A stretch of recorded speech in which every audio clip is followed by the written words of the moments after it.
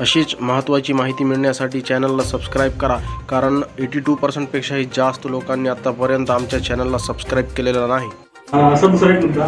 सध्या राम मंदिराचा विषय समोर येतो की राम मंदिराच्या शेजारी जी जागा होती ती काही तासामध्ये म्हणजे 2 कोटी जागा 18 कोटी झाली आणि यामध्ये ट्रस्टचे जे सदस्य होते त्या खरेदी व्यवहारात सहभागी होते। देखिए, राम मंदिर के ताल्लुक से हम सिर्फ इतना कहना चाहेंगे कि भगवान राम को ये राजनीतिक पार्टियों ने और कुछ तथाकथित जो ट्रस्ट के और भगवान के जो ठेकेदार अपने आप को बताते हैं, ये लोगों ने सिर्फ भगवान राम का इस्तेमाल अपने राजनीतिक स्वार्थ के लिए और अपने निजी स्वार्थ के लिए किया है। पूरे देश भर में से करोड़ों रुपया जमा किया गया है, कितना पैसा कहाँ से आया है इसका पूरा हिसाब उन्होंने ओपन करना चाहिए, दिखाना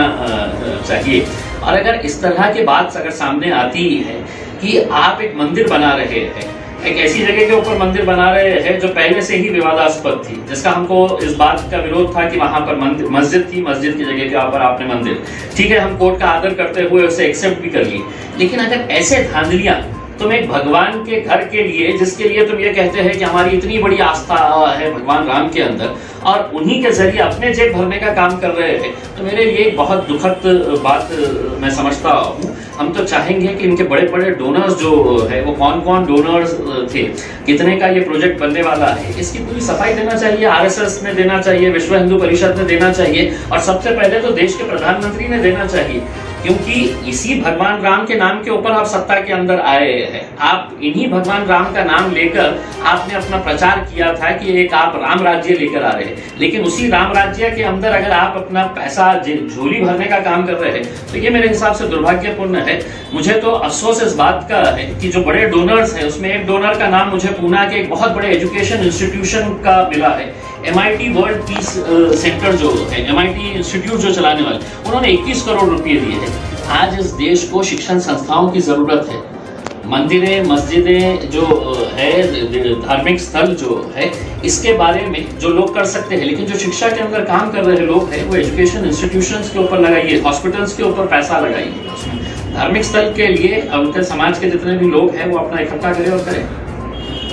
दुसरा एक विषय महत्त्वाचा, सध्या मराठा आरक्षण, ओबीसी आरक्षण असा विषय समोर येत असताना मुस्लिम आरक्षणाचा पण विषय पेंडिंग पडलेला आहे। या संदर्भात तुम्ही काही मोर्चेबांधणी करतायत का, कशा पद्धतीने पुढे जाणार? नहीं, हम सो कॉल्ड सेक्युलर पार्टीज के बड़े बड़े नेता, दिग्गज नेता, जिसके अंदर मैं शरद पवार साहब का नाम लूंगा, जिसके अंदर अशोक चौहान साहब का नाम लूंगा मैं, जिसके अंदर अजीत पवार साहब